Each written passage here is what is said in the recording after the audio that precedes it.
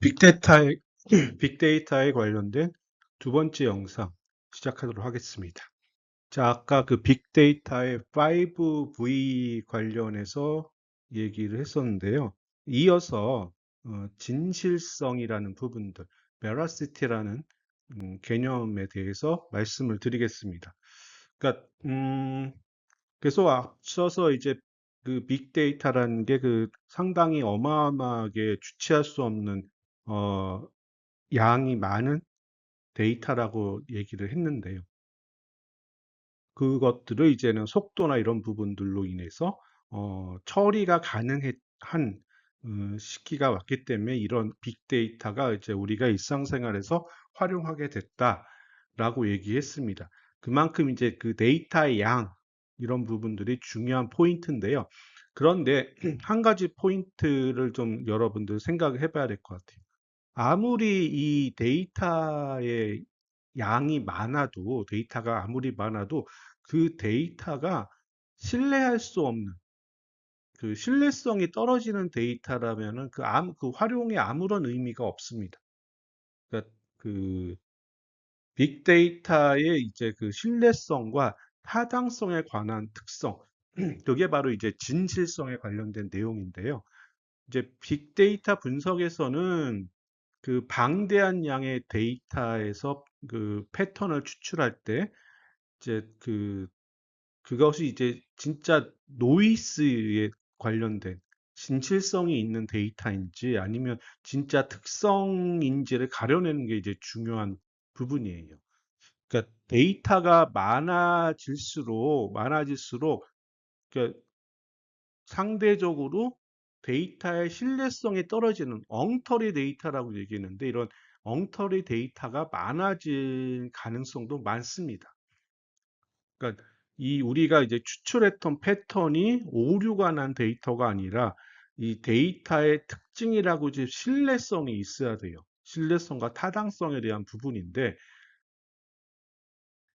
그러기 때문에 이제 그 데이터의 정제 어떻게 제대로 데이터를 잘 추려내냐, 그리고 데이터의 퀄리티, 품질 관리, 이 부분들이 진실성에 어떤 연관돼서 빅데이터 활용이 아주 필수 조건이다. 그러니까 아무리 데이터가 많다가 하더라도 그게 엉터리 데이터라면은 데이터로서의 의미가 없다라는 부분입니다. 그렇기 때문에 그 데이터의 정제, 품질 관리가 빅데이터 활용의 어떤 필수 과정이라고 우리는 얘기할 수가 있겠죠.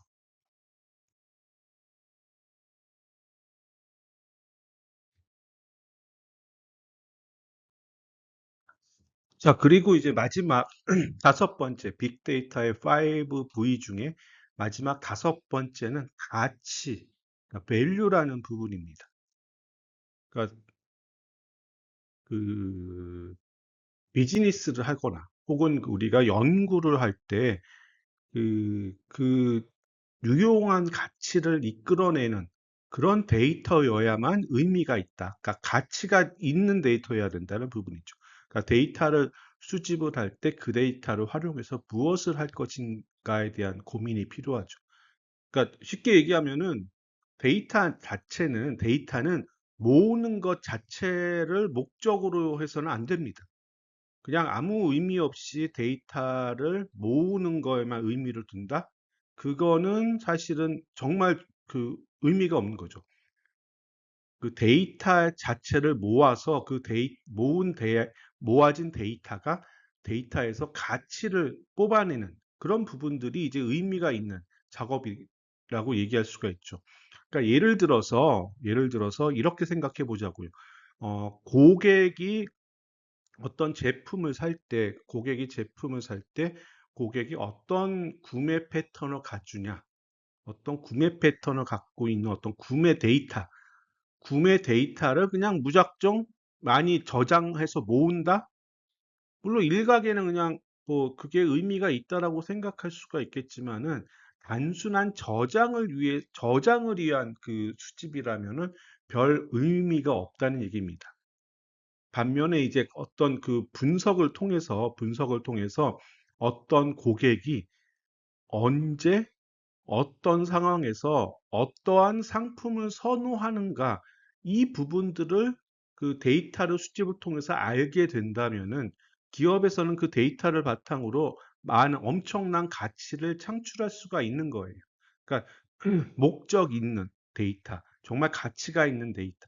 어떤 상황에서 그러니까 다양한 이제 그 구매 패턴들이 있는데 그걸 정확하게 인식할 수 있는 데이터여야만은 그 기업에서는 그 데이터가 가치가 있는 데이터라고 얘기할 수가 있겠습니다.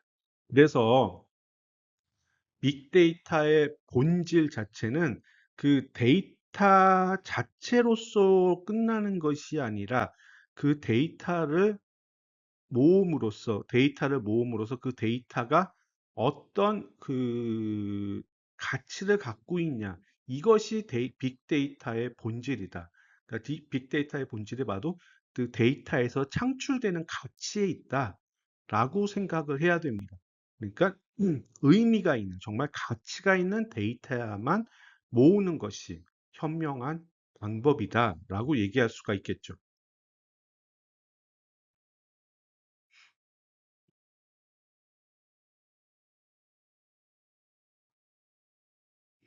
이렇게 우리가 그 데이터의 그 요소들 5V에 대해서 좀 살펴봤는데요.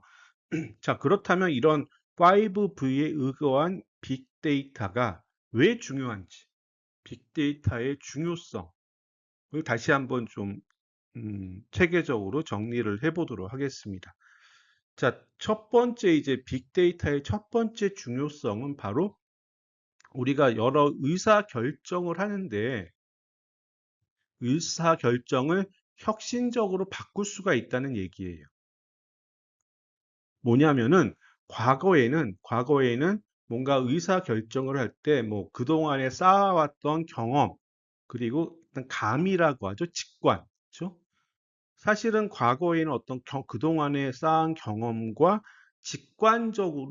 직관에 의존한 어떤 그 의사결정을 했다고 볼 수 있어요. 그런데 이제 빅데이터가 발전된 이런 현대 사회에서는 단순한 경험과 직관에 의존한 의사결정이 아니라 철저하게 그 데이터에 기반으로 빠르고 정확한 결정을 이제 내릴 수가 있게 됐다라고 볼 수 있는 겁니다. 그러니까 기업이랄지 정부도 그렇고 특히 이제 개인도 마찬가지예요. 개인도 그동안은 이제 그 데이터가 많다 하더라도 이걸 분석할 수 있는 어떤 그 능력이랄지 속도나 이런 부분들이 많이 그 부족했기 때문에 아주 그 의미 있는 그러한 그 의사결정을 내릴 수가 없었습니다. 하지만 이제는 그, 그 방대한 데이터를 분석해서 더 정확하고 빠른 결정을 내릴 수 있는 어떤 그런 준비가 되어 있다는 얘기죠. 예를 들어서 이렇게 보자고요. 그 대형 유통업체, 무슨 마트랄지 뭐 이런 대형 유통업체 있지 않습니까?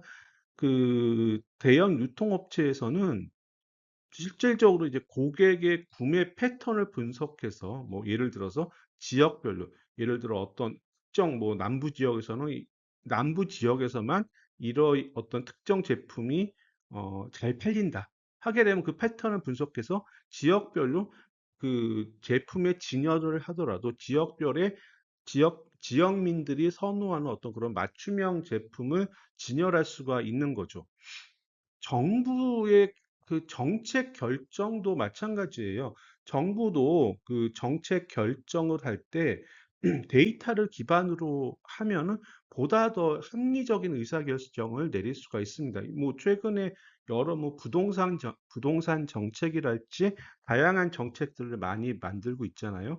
그것도 그냥 주먹구구식의 탁상에 앉아서 주먹구구식의 어떤 에 의해서 그 결정된 정책이 아니라 실제 그 데이터에서 국민들이 어떤 부분들을 원하고 있는지에 대한 그런 부분들을 충분히 파악을 하고 나서 의사결정을 한다면은 그 정책은 정말 국민들에게 유의미한 유의미한 정책이고 잘된 정책으로 국정을 이끌어 나갈 수가 있다는 부분입니다. 그렇기 때문에 빅데이터의 중요성에서 이제 의사결정을 할 때 어떤 새로운 정말 사람들의 니즈에 맞는 의사결정을 할 수가 있다는 얘기예요.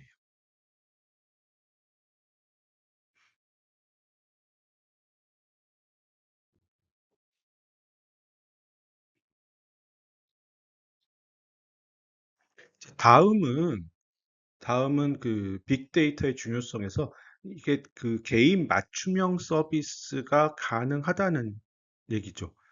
그러니까 뭐냐면은 사람마다 뭐 똑같은 MZ 세대, 뭐 20대 MZ 세대라 하더라도 모든 MZ 세대가 다 뭐 물건을 좋아하는 성향이랄지 취향이 같을 순 없잖아요. 그렇죠? 사람마다 성향과 취향은 다 다릅니다. 그래서 이런 같은 MZ 세대 뭐 20대라 하더라도 빅데이터 분석을 통해서 그 20대 각각의 고객들의 그 분석을 통해서 뭐 어떤 걸 좋아하는지 개인별로 맞춤형 제품과 서비스를 제공하는 게 빅데이터를 통해서 가능하게 된 겁니다. 자, 비근한 예로 우리가 아까 말씀드렸던 유튜브에서 여러분이 들어갔을 때 여러분들이 좋아하는 어떤 그 콘텐츠들만 쭉 이제 추천을 한다든지 넷플릭스도 그렇잖아요. 여러분들 그 로그인해서 들어가면은 여러분들이 그 전에 많이 봤던 뭐 그런 콘텐츠들, 뭐 그런 비슷한 류의 콘텐츠들을 계속 이제 추천한단 말입니다. 쿠팡도 마찬가지죠. 이게 가능하게 된 게 이제 알고리즘이라고 그러잖아요. 그렇죠? 알고리즘을 통해서 매번 이제 여러분들이 뭐 클릭을 하거나 보거나 혹은 검색했던 그런 카테고리 혹은 뭐 넷플릭스 같은 경우에 그 검색했던 장르의 콘텐츠, 영화나 이런 시리즈들을 계속적으로 아, 홍길동이라는 사람은 뭐 예를 들어 뭐 지구마블 세계 여행을 갔을 때 여행 프로그램을 좋아하겠지. 그러니까 뭐 이 홍길동이라는 사람이 그 로그인을 하면은 여행 관련된 계속 콘텐츠들을 쭉 한번 계속 그 추천해주는 그런 부분들, 알고리즘이라고 하죠. 이런 부분들이 다 그 빅데이터를 활용해서 각각의 고객들이 어떤 그 각각의 고객들이 선호하는 제품, 서비스 혹은 콘텐츠들을 파악을 해서 그런 유사한 어떤 콘텐츠나 제품들을 계속 추천해주는 그런 그 시스템들을 운영하고 있습니다. 자, 음, 여러분도 이제 OTT 많이 보잖아요. 요새는 그 사실은 TV를 시청하는 것보다 OTT를 시청하는 비율이 더 많다고 하는데 OTT 두 가지 그 OTT를 한번 비교해 보자. 지금 언급되어 있는 넷플릭스와 디즈니 플러스를 한번 비교를 해봅시다. 자, 여러분들은 어떤 OTT가 더 그 보유한 콘텐츠가 많다고 생각할까요? 아마 뭐 넷플릭스 좋아하시는 분들은 넷플릭스가 더 많이 그 보유한 콘텐츠가 많다라고 아마 생각할 수도 있을 것 같고요. 혹은 뭐 디즈니 플러스를 좋아하시는 분들은 디즈니 플러스가 많다고 생각할 수가 있는데, 근데 이제 그 구독자가 넷플릭스가 많으니까 아무래도 넷플릭스가 더 많다라고 할 그 가능성이 많잖아요. 근데 그 팩트를 놓고 보면은 그 사실은 반대예요. 디즈니 플러스가 훨씬 더 보유하고 있는 콘텐츠들이 많습니다. 냉정하게 따지고 보면 그럴 수밖에 없는 게 디즈니 자체는 기본적으로 뭐 영화사든 애니메이션이든 그 콘텐츠를 제작하고 생산해내는 그러한 기반을 갖고 있어요. 여러분들 뭐 쉽게 알 수 있는 뭐 애니메이션을 보면 옛날에 그 뭐 미키마우스부터 시작을 해가지고 있죠. 뭐 백설공주니 뭐 여러분들 어렸을 때 많이 봤던 그런 콘텐츠들이 다 디즈니에서 제작된 콘텐츠입니다. 그리고 뭐 가까운 예로 뭐 스타워즈 시리즈랄지 여러분들이 뭐 얘기하면 그냥 알아들을 만한 다양하고 많은 콘텐츠들은 다 디즈니에서 보유하고 있어요. 그렇죠? 그런데 어떻게 넷플릭스가 이러한 디즈니 플러스와의 경쟁에서 우위를 지켰느냐? 그거는 바로 알고리즘에 기반한 그 빅데이터를 활용한 알고리즘을 통해서 그런 게 가능하게 된 거죠. 뭐 예를 들어 이런 거죠. 넷플릭스는 사실은 처음에 어떤 발전 시작이 그 비디오 가게, 비디오 샵이었어요. 그렇죠? 뭐 비디오 샵에서 이제 시작은 비디오 대여 업체였습니다. 그런데 이런 빅데이터를 활용해서 자기네 그 OTT에 로그인을 한 그 고객들이 어떤 그 콘텐츠를 주로 검색을 하고 어떤 콘텐츠를 주로 시청을 하고 어떤 콘텐츠를 즐겨 보는지에 대한 부분들을 빅데이터를 위해서 다 파악을 하게 된 거죠. 그래서 아까 얘기한 대로 그 넷플릭스에 이제 홍길동이라는 사람이 들어오면은 쫙 이제 그 사람이 그 과거에 봤거나 검색했거나 즐겨봤던 장르의 콘텐츠들, 비슷한 장르의 콘텐츠들을 계속적으로 추천을 하게 됩니다. 그러면은, 넷플릭스가 내가 좋아하는 콘텐츠가 많이 있네? 라고 사람들은 인식을 하게 되는 거죠. 실질적으로 어떤 그 보유하고 있는 그 콘텐츠의 수, 팩트, 이 부분들은 중요한 게 아닙니다. 소비자들은 자기가 좋아하는 장르를 계속적으로 추천해주고 뭐 보여주는 쭉 리스트를 해주는 그거를 더 원하는 것이죠. 그렇죠? 그러기 때문에 넷플릭스가 사실은 어떤 그 빅데이터를 적절하게 아주 주도적으로 활용해서 그 유저들의 맞춤형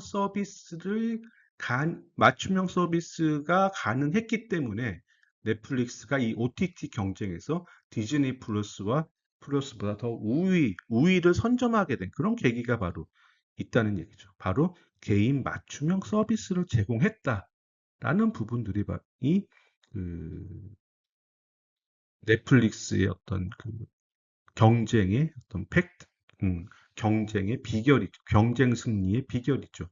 그만큼 개인 맞춤형 서비스 제공한다는 것이 그 빅데이터를 활용함으로써 가장 중요한 포인트다라고 볼 수가 있겠습니다. 강의 노트에 제가 그 관련된 영상을 링크를 했으니까 한번 그건 참고해서 보시면 더 좋을 것 같습니다.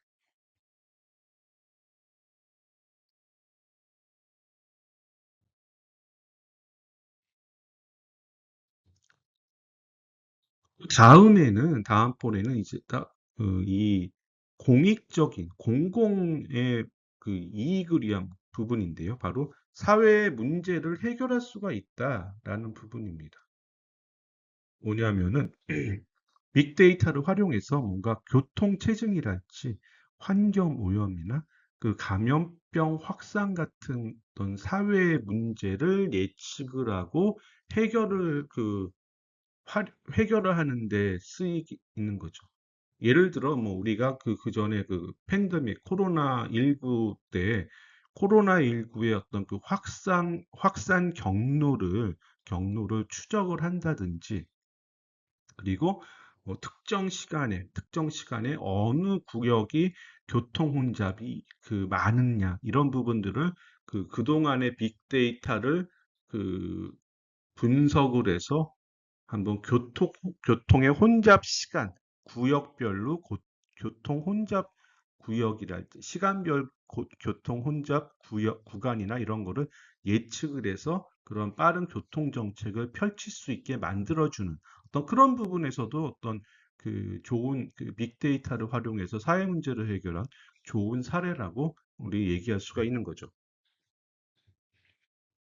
이렇게 이제 단순한 그 기업의 어떤 이익 창출 이런 부분들도 중요하고 어떤 사회적인 문제를 해결하는 어떤 그런 측면에서의 빅데이터는 또한 그 중요성이 더 이런 사회 문제 해결을 함으로써의 중요성에 더 가치를 줄 수가 있는 거죠.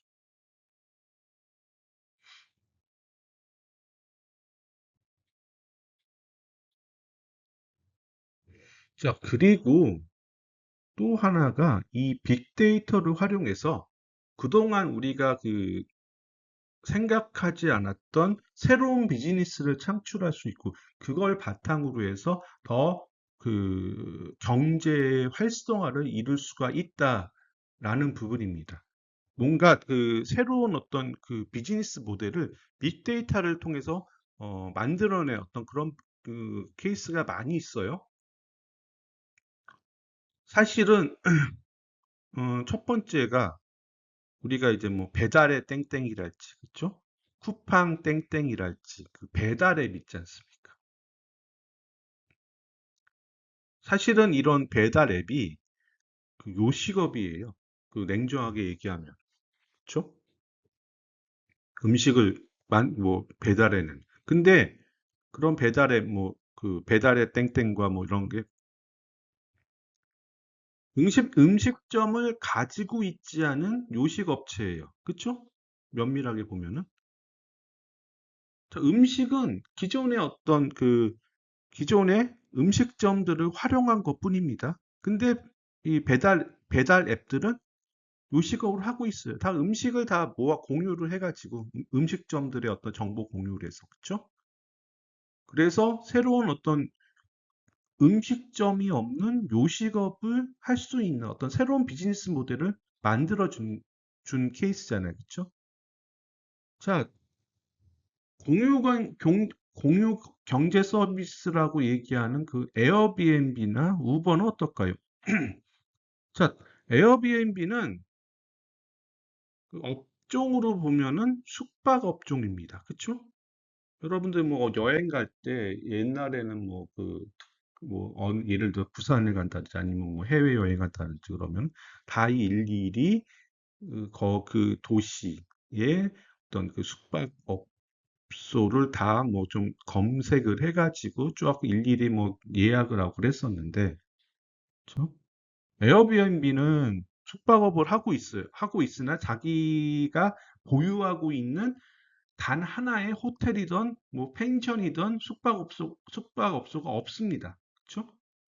다 공유를 통해서 이어나가고 있는데 숙박업소는 없으나 숙박업을 하고 있는, 그렇죠?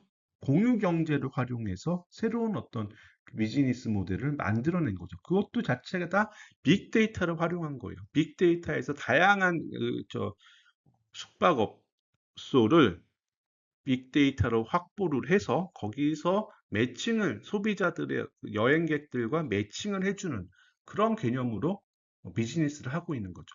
자, 그래서 사용자 데이터 분석을 기반으로 해서 성장하고 있는 이러한 뭐 배달업 서비스랄지 공유 경제 서비스, 숙박 서비스, 우버도 마찬가지죠. 우리나라 우버가 아직 활성화가 안 됐지만은, 그죠?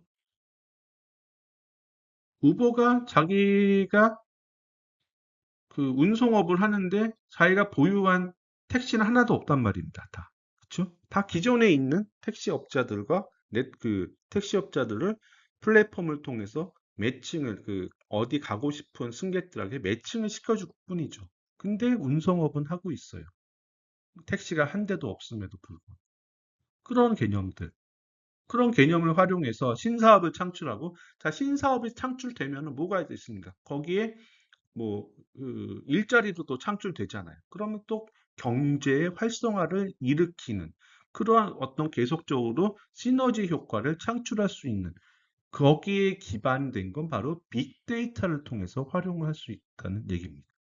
그만큼 빅데이터가 단순히 데이터를 모으는 것뿐만 아니라 이렇게 새로운 사업들을 창출할 수 있는 기반이 된다는 얘기죠.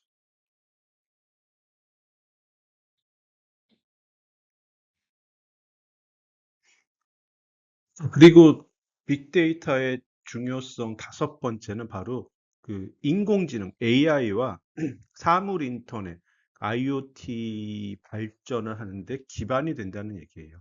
그러니까 우리가 앞서 얘기했던 뭐 인공지능이 많은 능력을 가지고 있다라고 계속 얘기를 이제 드렸습니다. 뭐 알파고를 시작으로 해서 다양한 뭐 인공지능 비서랄지 그리고 사물 인터넷 밖에서 뭐 집안에 내가 사는 집에 뭐 에어컨을 밖에서 뭐 조절을 한다든지 뭐 에어컨 온도를 조절한다든지 뭐 이런 것들의 어떤 발전의 기반이 됐는데 뭐냐면은 인공지능도 마찬가지고 사물 인터넷 기술도 마찬가지고 그러니까 스스로 뭔가 인공지능이 뭘 하기 위해서는 거기에 연료가 되는 아까 그 4차 산업의 그 연료가 바로 연료와 같은 존재를 역할을 빅데이터들이 한다고 했는데 그런 그 학습하고 작동하기 위해서는 그 수많은 데이터가 필요로 해요. 인공지능은 데이터가 없으면 무용지물이죠. 어떤 능력을 발휘할 수가 없다는 얘기입니다. 그러니까 빅데이터가 없으면 인공지능도 당연히 발전할 수가 없는 거죠. 뭐 예를 들어서 뭐 AI 스피커가 점점 이제 똑똑해지는 게 사용자의 어떤 명령을 더 많이 학습을 하고, 그렇죠? 그 데이터를 통해서. 그다음에 그 사용자의 행동하는 그 행동 데이터, 이런 것들이 누적되고 학습을 해서 학습하는 과정 속에서 점점 AI 스피커가 스마트해지는 어떤 그런 계속 그 시너지 효과를 얻을 수가 있잖아요. 그런 개념입니다. 인공지능의 기반이 되는, 인공지능 발전의 기반이 되는 게 바로 빅데이터다라고 얘기할 수가 있죠. 그만큼 빅데이터는 중요하다라고 볼 수가 있죠.